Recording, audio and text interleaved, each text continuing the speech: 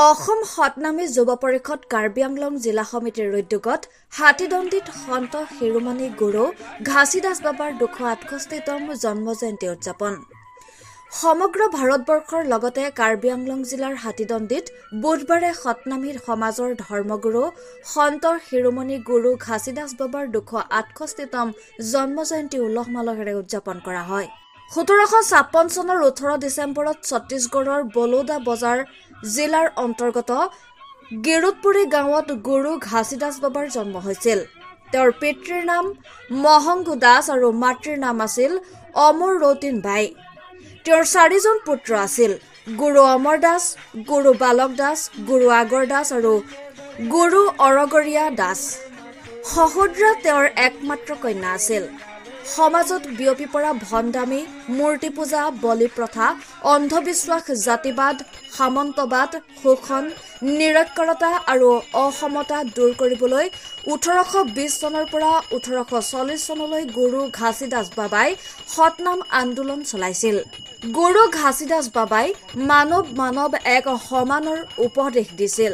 তেওঁ সমাজক সপ্ত সিদ্ধান্ত আৰু 42 অমৃতবাণী দি গৈছে। পন্থী গীত আৰু নৃত্যৰ মাধ্যমত তেখেতৰ বাণীসমূহ জনমানসত প্ৰচাৰ কৰা হয়।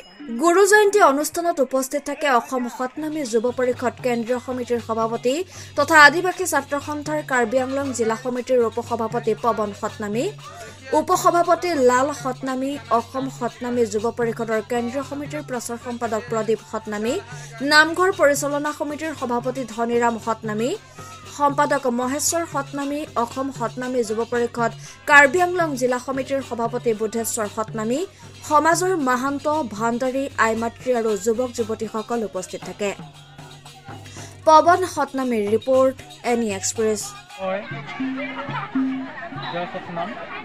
আজি অসম সতনামী সমাজৰ যুৱ পৰিষদৰ কাৰ্বি আংলং জিলাৰ উদ্যোগত হাতীদণ্ডী গাঁৱৰ সহযোগত আজি শ্ৰী শ্ৰী গুৰু ঘাচীদাস বাবাৰ 268তম জন্ম জয়ন্তী পালন কৰা হয়।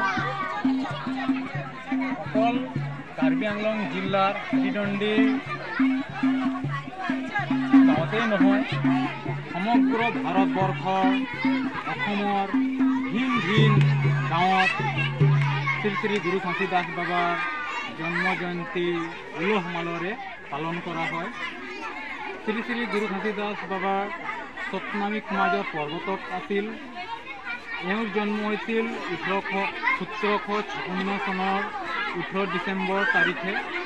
তেওঁৰ পিতৃৰ নাম আছিল মহংগু দাস আৰু এওঁৰ মাতৃৰ নাম আছিল অমৰতীন মাই।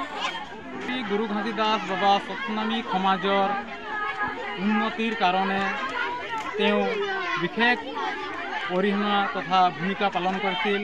তেওঁ সতনামী সমাজৰ মাজত অন্ধবিশ্বাস, কুসংস্কাৰ, বাল্য বিবাহ, বিভিন্ন ধৰণৰ কূটনীতি প্ৰথা আঁতৰ কৰিবৰ কাৰণে প্ৰচেষ্টা চলাইছিল। এওঁৰ নেতৃত্বত সমগ্ৰ ভাৰততে সতনামী সমাজ আজি জিলিকি উঠিছেহি। আৰু মোৰ যিটো পৰম পূজ্য গুৰু ঘাচীদাস বাবা আমাৰ সমাজত বিভিন্ন ধৰণৰ বাণী, 42টা বাণী আমাৰ মাজত এওঁ দি পেলাই হৈ গ'ল। আৰু মই গুৰু ঘাচীদাস বাবাৰ পৰম পূজ্য হিচাপে আজি আমাৰ মাজত এওঁ জিলিকি উঠিল।